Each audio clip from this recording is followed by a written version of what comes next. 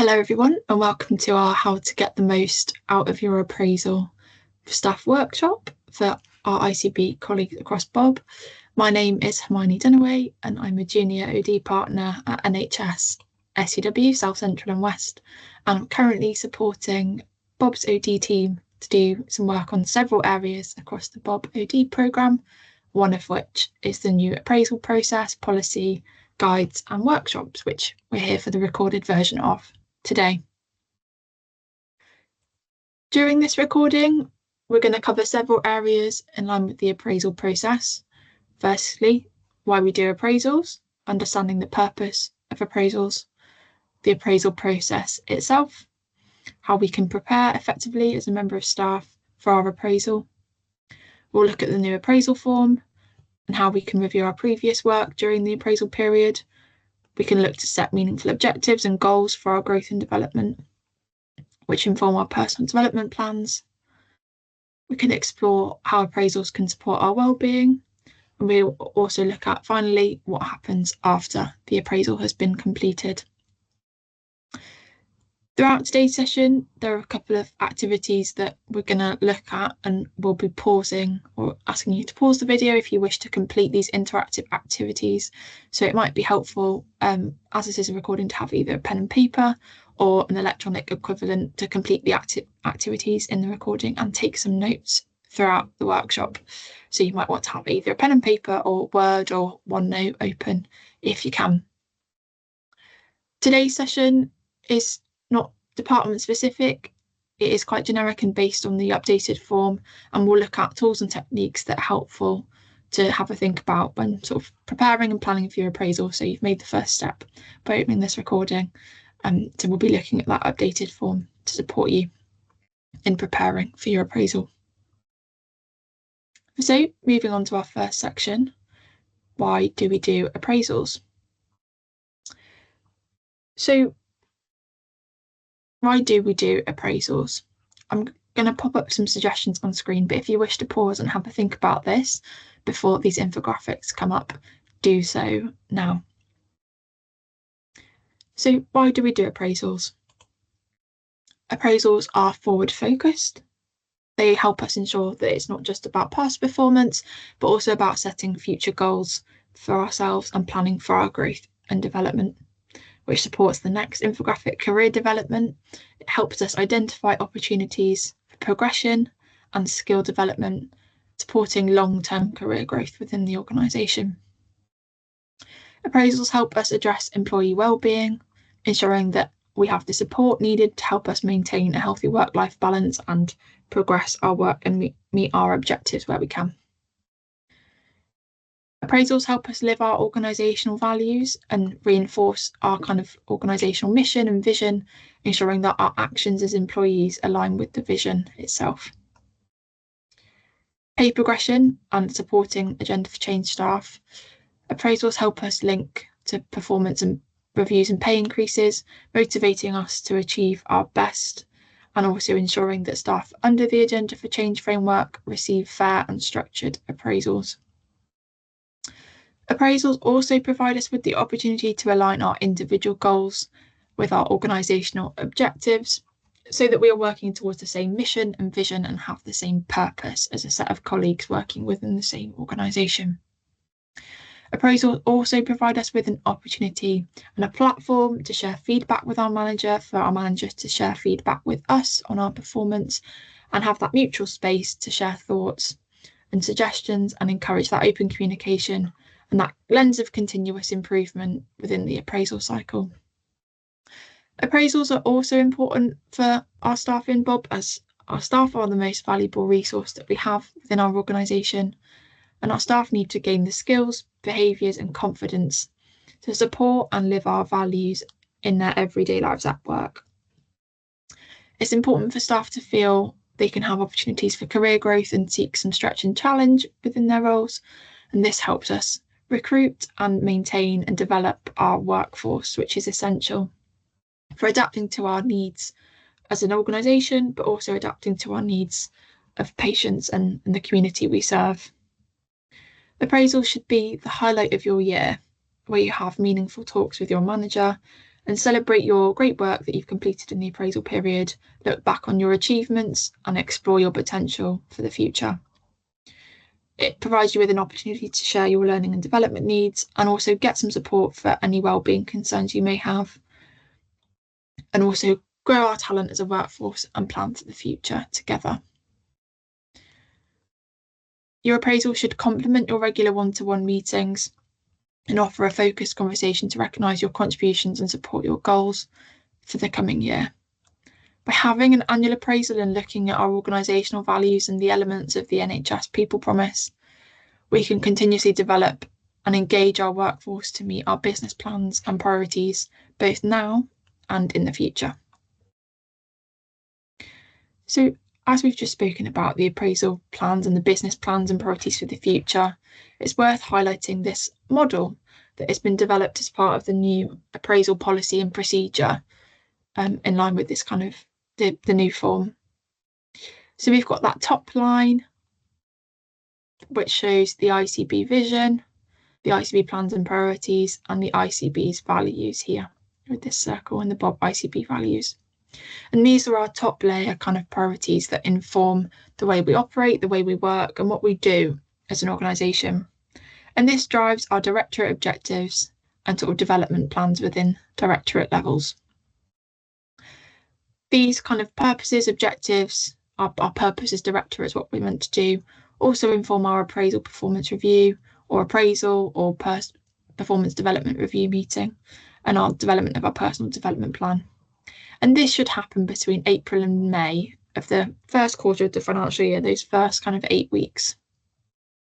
And once that appraisal meeting's happened and we've looked at the ICB vision plans, priorities, values, and our directorate level goals, objectives, this informs our appraisal, as I mentioned, but then also informs our ongoing reviews and regular one-to-ones we have with our line manager between that period of the appraisal happening and then that midpoint, which is this bottom bit of the circle here. In this midpoint, it's worth considering and worth talking through with your manager how you're going to more formally review those objectives and wellbeing concerns, recorded within the appraisal form in a more formal capacity. So really reviewing those objectives and any progress that has been met and that career conversation about growth and development.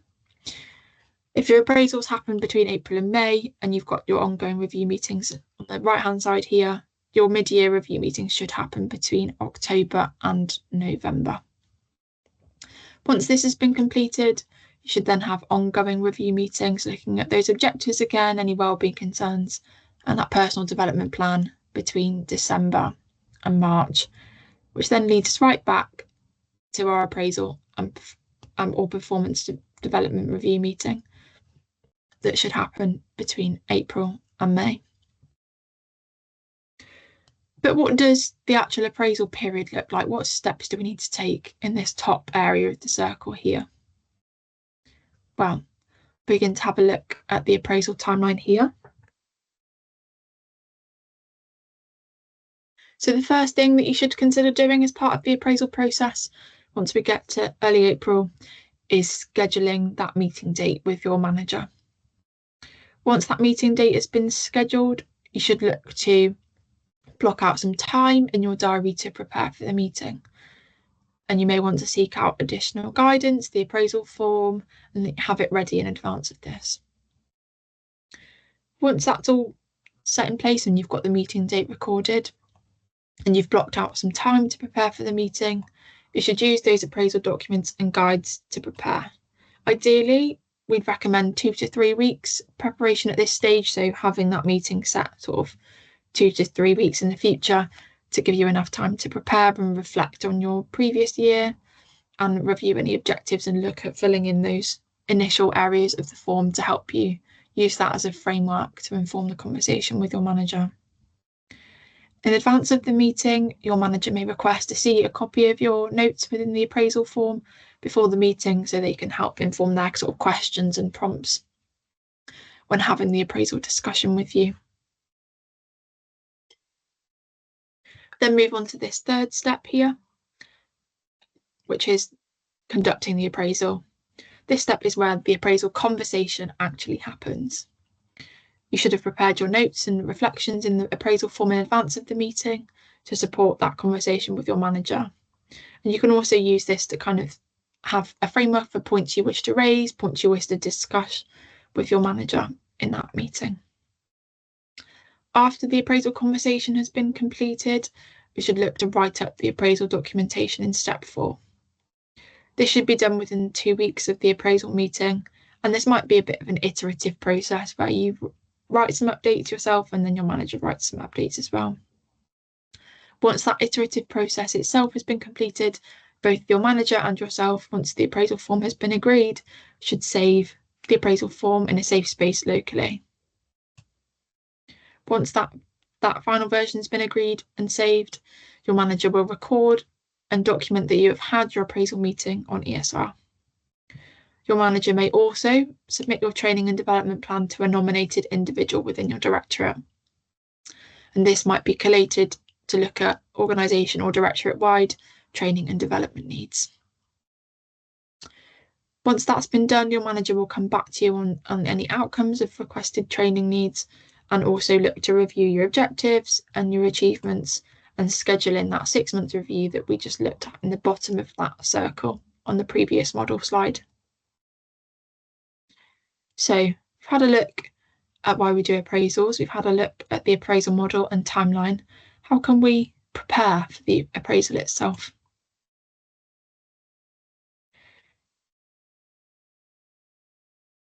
So it's important to reflect and prepare for our discussion, and it's important to set aside some time to collect feedback and examples of the work you've done during the appraisal period. Think about any challenges that you've worked through or overcome. Think about your future goals. Identify any skills or training you may need and how these training needs could be met.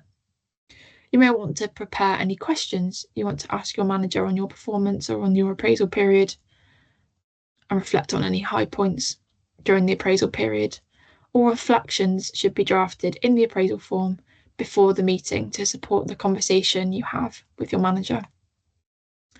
Another thing that's quite important to think about when preparing for your appraisal and setting aside time to do this is to think about how your work aligns with the Bob ICB values, which is this diagram here, and the elements of the people promise, which is this diagram here.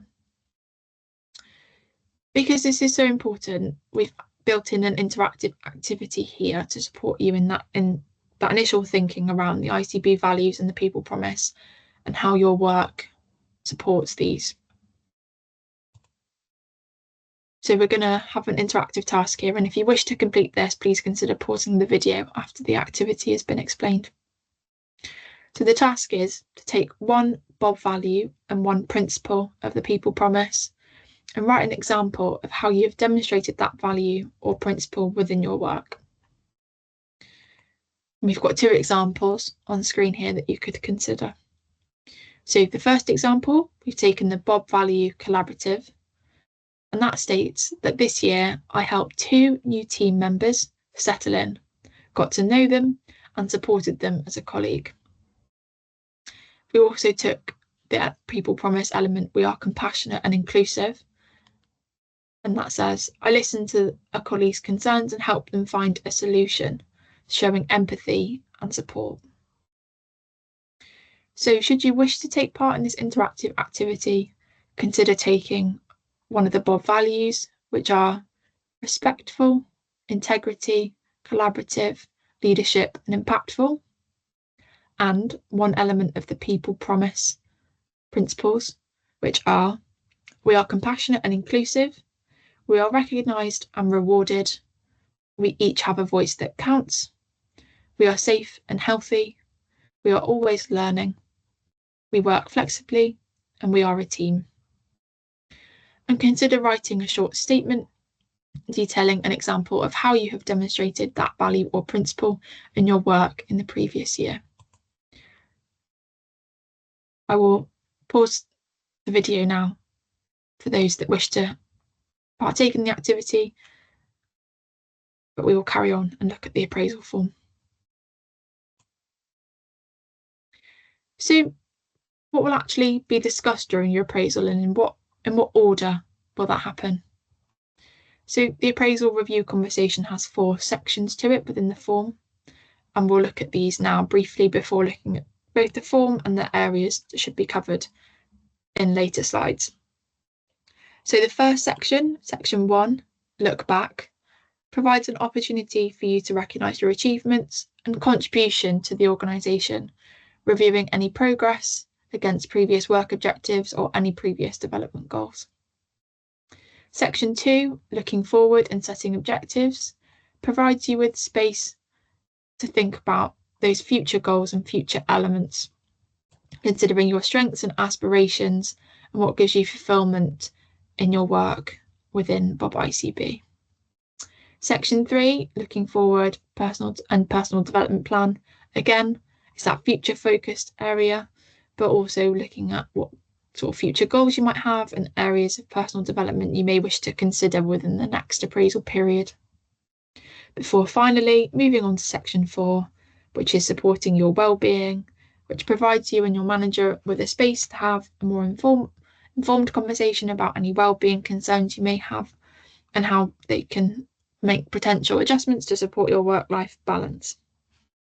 So we'll now look at each section of the form in more detail and look to review those forms and any activities within them.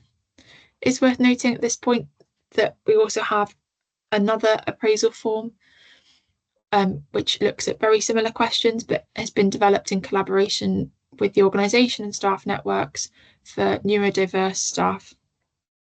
But we'll touch a bit more on that later. So the first section of the appraisal form, section 1, is that first section looking back. It covers your achievements, challenges, and how you have demonstrated our organisational values over the past year, guided by the People Promise prompts, which you can see down the left-hand side of the form here. So any work that you've just done on the People Promise areas and principles and the Bob ICB values can go in this section of the form here. So you've already completed it. So depending on which People Promise element you've done, you might be able to write something in these boxes here already if you've completed that activity. And we have a number of similar activities throughout the workshop that you would be able to place straight into the form should you wish to. The second part of the appraisal form in section 1 looks at reviewing and noting any progress made against previous work objectives here. And you'd sort of list your previous work objectives and any progress that has been made against them. If you haven't had an appraisal before within Bob, then you may wish to consider objectives set either formally or informally when you started your role, or kind of any sort of big pieces of work that you've had on that could form objectives as well, to kind of have and shape that discussion on how your previous work has gone. At the end of the form here, there is a space for line managers to provide sort of written feedback. It's usually given verbally in the discussion as well, but that place for it to be recorded more formally on how they feel your previous year and that look back has gone. Move on to section 2 of the appraisal form, which is that looking forward part of the appraisal and setting objectives. And this section is about future goals and objectives, and it provides your chance to have that open, forward-focused discussion with your manager on your future objectives. But also, this could be how they see your role and your work within the plan for the team or within the plan for the directorate. In this space, it's important to think about how you can keep up with best practice and market changes within your work. If you're a line manager, how can you help your team work better or more cohesively? And also, what specific skills or areas do you want to improve or specialise in as you continue your practice and work within the ICB? To support you in thinking about these objectives, we have another interactive task here, which I'll outline now. You may have heard of the acronym SMART before, and you may have heard of the term SMART objectives, but for those that haven't, I'm just going to outline that briefly. So we want you to take a future goal or objective and make it SMART. And SMART stands for specific, measurable, achievable, realistic, and time-bound. But in the context of the appraisal period and the objectives, we have broken it down into short statements to support you in improving your objectives. So when you have a goal or objective, we want you to make it SMART. We want you to be specific. What does that really mean? Where can we expand on something to make it clearer? We want you to make sure it is measurable. How can we measure this objective in real life? How can we ensure we are meeting that objective? What measures could be put against it? What will be achieved when this objective is completed? What is the end goal or end point of this objective? What would we see, hear, or have once that objective is completed? Is it realistic? Can I complete it within the current remit of my role? Is it possible to do in line with other activities going on? And set a time frame. When would this be completed by? The next appraisal? Within the first quarter of the year? Within the first half of the year? In the first 6 months? So hopefully that's provided you with some kind of almost tick points to consider when writing your objectives. To support the development of this task and this interactive activity here, the OD team has developed an example which is colour-coded, showing which areas of the SMART acronym are seen in which part of the objective. But I will read it out to support those colleagues who may find it difficult to see the colours.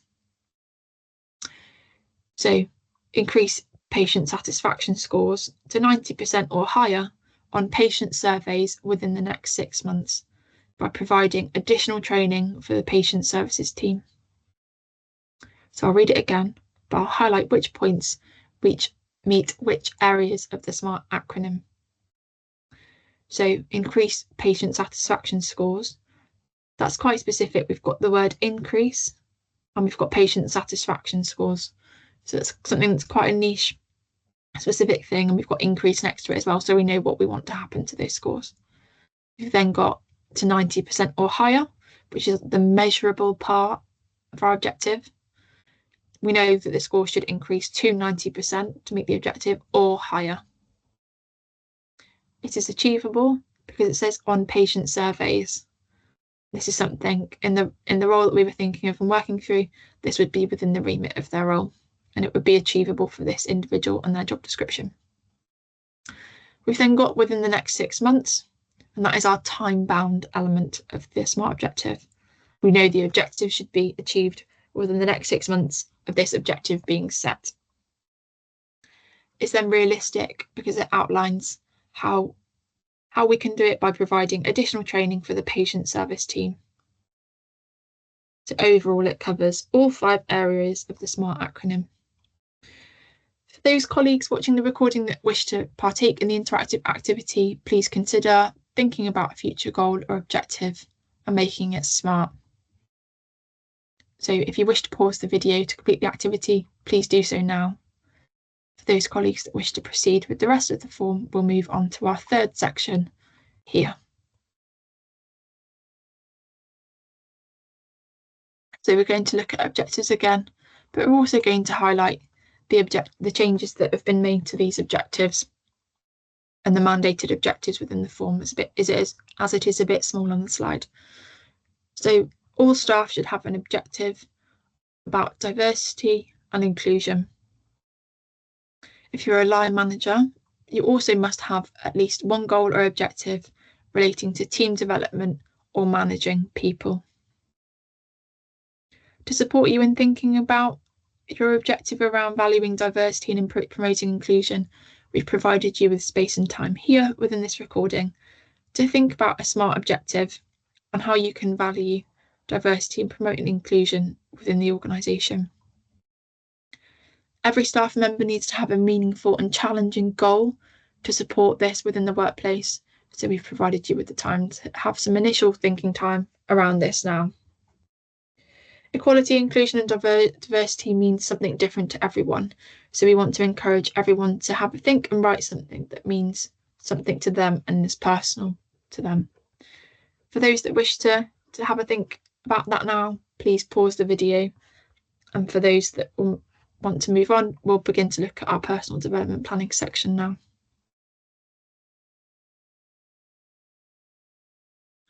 So the third section of the form, as I mentioned, looks at that looking forward personal development planning. This should help you grow into your role and prepare for any future opportunities. It provides a structured approach to identify skills that you might need to develop either within your role now or in an aspirational role in the future. When doing this, we want you to think about the Bob ICB values and the behaviour framework and the 7 elements of the people promise. There's 2 recorded here, and how it aligns with your development. This section is not just about what courses can I do. We want you to think about practical experiences that will develop your skills. A well-written personal development plan makes it much easier to track progress and stay motivated against what we want to achieve. To support the thinking around this, the OD team has written up a model that is quite helpful for both staff and managers to think about when looking at personal development planning. And that is the 70-20-10 rule. And that rule is that 70% of learning and development should come as on-the-job experiences. 20% of learning and development should come from interactions with other people, with colleagues. And 10% of learning and development should come from formal education or training sessions. When writing this up, the OD team created an example, which is on the slide at the bottom, on what it would look like if you had a learning need or a development need around leadership and management. So you want to look at leadership and management.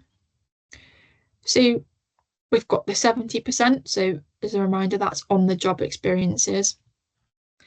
And the example that we've written up here is that you could take the lead on a high impact project that involves cross-functional collaboration. This will provide hands-on experience in managing diverse teams, navigating complex challenges. This is something that as sort of a project manager or a program manager, if you were looking to develop your leadership and management skills, if you had this new area to work in this new area, that cross-functional collaboration would provide that extra challenge and a diverse team coming from different backgrounds and different work areas, and provide complex challenges for you to sort of learn on the job and support yourself with that stretch area. 20% of learning and development should come from interaction with others. So we've got the 20% example here is seek mentorship from a senior leader within the organisation and schedule one-to-one meetings to discuss leadership challenges, gain insights and receive feedback on the progress that has been made. And that is that interaction with others. It's an interaction with maybe a senior leader from the organisation to support that thinking and growth within that objective. And then 10% of learning and development should come from formal education or training sessions. So in this space, you'd be looking to attend a workshop related to leadership and management and have the opportunity to learn from industry experts and network with other professionals. So by breaking that learning down into the 70-20-10 rule, we're looking at what can we do within our current role and on the job experiences. The 20% where we could either sort of seek mentorship, coaching or shadowing, learning from others, and that 10% where we learn from formal education or training sessions. So we'll now move on to section 4 of the form.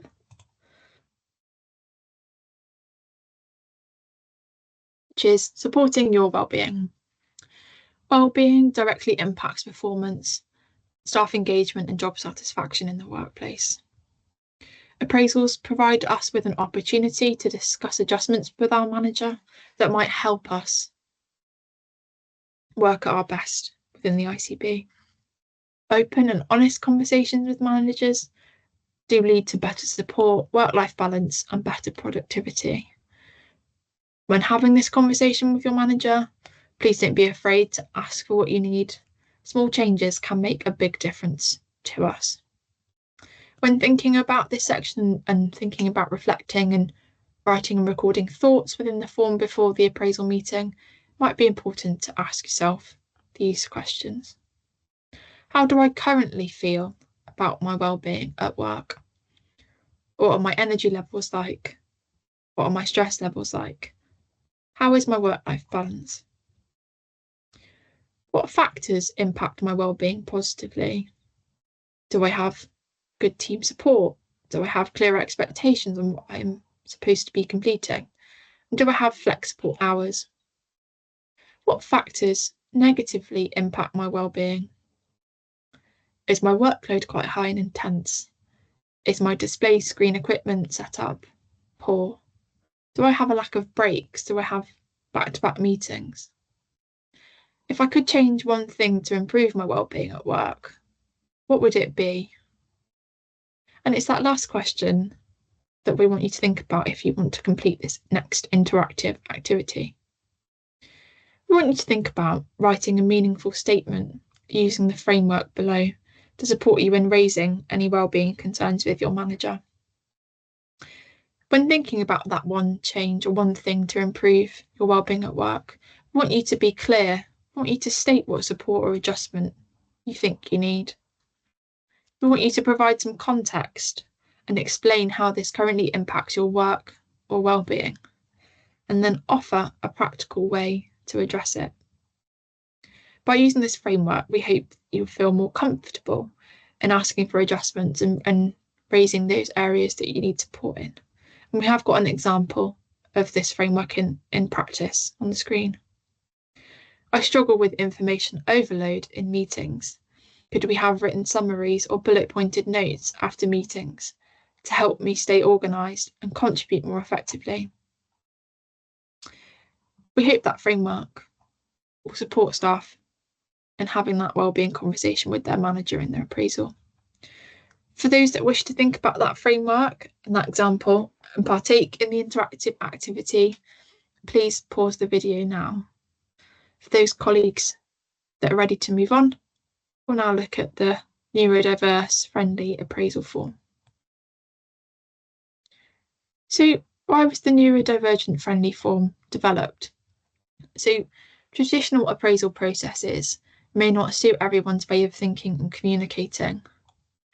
Some neurodivergent employees may find open-ended questions overwhelming. They may find the structure unclear and difficult to follow, and they may find the pressure of verbal discussions challenging. This form hopes to create a more inclusive and supportive process, giving everyone in the organisation an option to ensure they can fully engage in their appraisal. It covers the same sections as the other form, and it is entirely your choice on which form you would prefer to complete. If there are any line managers listening to the recording, we would also like line managers to ensure employees use the appraisal form that best suits their needs. So we've covered the different sections of the form and the neurodivergent friendly appraisal form, but what happens after the appraisal? So you should agree with your line manager any additional information from your conversation that needs to be captured within the appraisal form. And as mentioned at the start, this should be a combination of updates you and your manager add to the document. Once the form is signed off by both parties, you should save and keep a copy locally. Once that's been completed, your manager will ensure that the date of your appraisal is recorded in ESR in your personal record. After the appraisal, any feedback on outcomes of training requirements would be given, and any reasonable adjustments should be identified and followed through. So we have reached the end of the recording. Thank you for listening to this workshop. As a bit of a summary on what we have covered, we have looked at why we do appraisals, the model to think about appraisals and one-to-one meetings. We've had a look at the appraisal timeline from setting the date to following up and reviewing our appraisal form throughout the year. We've looked at how we can prepare for our appraisal and had that first interactive activity on looking at Bob ICB values and elements of the people promise. We've then had a look at each section of the appraisal form, just looking back, setting our objectives, and we've looked at SMART objectives there. We've also given ourselves space to think about our objective around valuing diversity and promoting inclusion. We've looked at personal development planning, more specifically that 70-20-10 rule we could look to apply when planning our personal development. We've looked at wellbeing and the framework that we could use to raise wellbeing concerns or request support from our manager. And we've also looked at the neurodivergent friendly appraisal form. And then finally, we've looked at what happens after the appraisal. As we've reached the end, if you still have any outstanding questions, please seek to contact a member of the OD team. Within this, contact details should be listed on the appraisal site in which this has been posted. And hopefully, should you have any questions, there will also be an FAQs document that will look to capture any questions and common themes and respond to those within the FAQs document. So please seek that out before answering a question in case your question has already been answered. Alongside this workshop recording, please seek out the forms for the appraisal and the guides that have been published alongside the form. The guides provide a more comprehensive overview of the appraisal and provide more examples and tips that you could consider reviewing. Thank you for listening, and we hope you have enjoyed this workshop, and we hope you're looking forward to your appraisal.